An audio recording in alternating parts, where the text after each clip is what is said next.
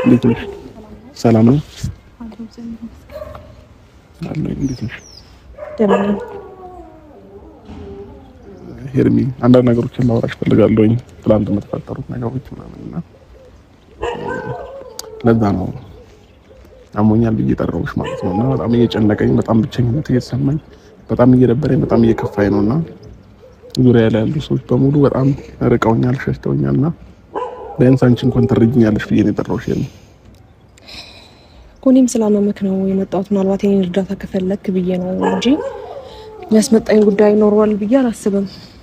አሞኛል ስላልክ ነው። ምናልባት የኔን እርዳታ ካስፈለገክ፣ የሰው ልጅ ይታመማል፣ ለዛ ነው የመጣሁት እኮ። ያን ደግሞ የምታስቢ ከሆነ እኔም ቢያንስ ፕሊስ ለመርዳት ሞክሪ። ሄር ምን ልረዳክ?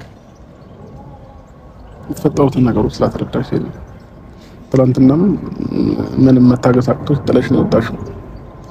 ምን እንድሰማ ፈለክ አብርሃም?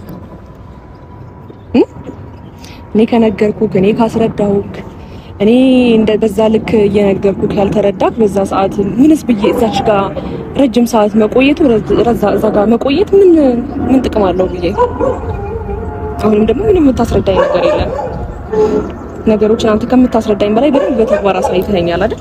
ከዛ ባለፈ ደግሞ አሁንም የመጣሁት ነገሮች እንድታስረዳኝ፣ ካንተ መስማት የምፈልገው ነገር ይደብርህም ደስ ይበልክም በቃ ደከመኝ ስላመመክ ነው፣ አሞኛል ስላልከኝ ነው የመጣሁት። ስለዚህ ሐኪም ቤት ይዤ ልሂድ፣ አስፈላጊ ከሆነ ከኔ የምትፈልገውን ነገር ንገረኝ እንጂ ነገሮችን ላስረዳሽ አትበለኝ አብርሃም።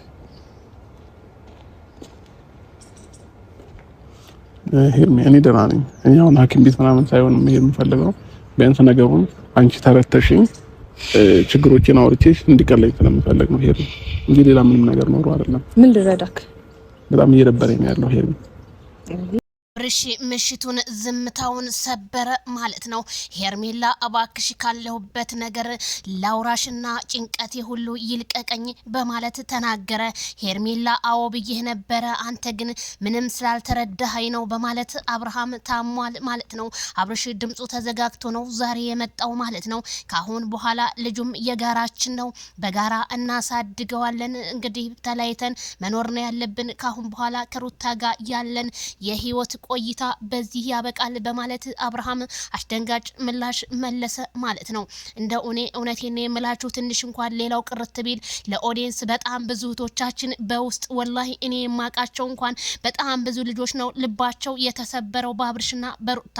ታዲያ ሩታ ትናንትና በተናገረችው ነገር ሁሉም ሰው ለምን ይሄንን አለችኛ በጣም በመልካም ነገርና በጥሩ ነገር ስንጠብቃት ቢሉም ግን አብርሃም ዛሬ ምላሹን መልሷል ማለት ነው። በፍጹም ሊሆን አይችልም፣ እኔ አምኛ ተቀብያት፣ እሷ ግን በቀል ብላ ነው የመጣችው። ስለዚህ በቀል ብሎ ካለይ ሰው ጋር መኖር አልቀጥልም ሲል አብርሃም ተናገረ።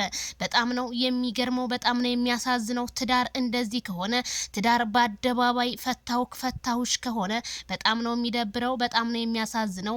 እውነት እኔ ምን እንደምል አላቅም። ሄርሜላ ደግሞ እንደዚህ ተኳኩላ አምሮባት መታ አብርሽን አለሁልህ ከጎን ነኝ ለማለት እንግዲህ ራሷን እንትን ብላለች ማለት ነው። ቤተሰቦቼ የአብርሃም ነገር ምን ተሰማችሁ? ሩታ እንደገና ይቅርታ ብትጠይቀው እኔ ደስ ይለኛል። በአንድ ጋር ቢሆኑ ነው የምለው። በጣም ነው የሚገርመው። እንዴት ሊሆን ይችላል ይሄ ነገር? እኔ እንጃ፣ ስሜቱ ከባድ ነው።